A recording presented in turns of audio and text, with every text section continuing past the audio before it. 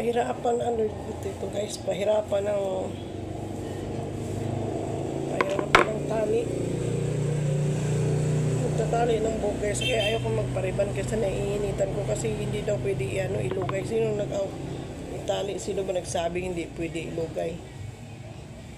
Kaso lang wala tayong pantali guys. Ito naman ang panty. May nakita na naman akong panty guys. Ayan, panty. Tataka ko kung panty ito guys sa ganyan. Panty daw to, panty ng anak ko.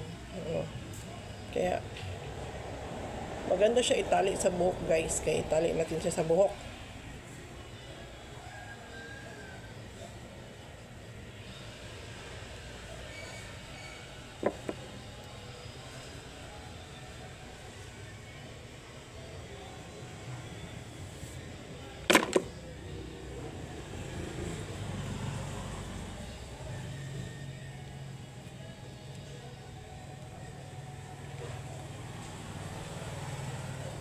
Ay, diba? Madali lang tayo tali buhok guys. Tsaka wala ko na sa tali. Ito na naman yung panty isa.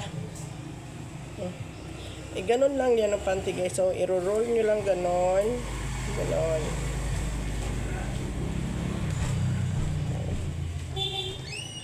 Yan na.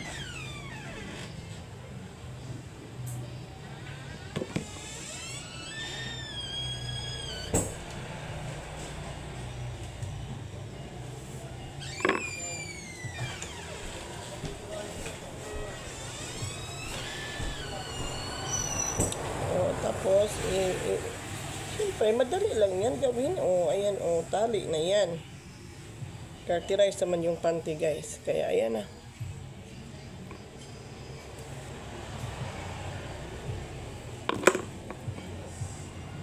Tatali ko yan. Hindi may silbi rin yung aking guys. That is for today's video, guys. Salamat.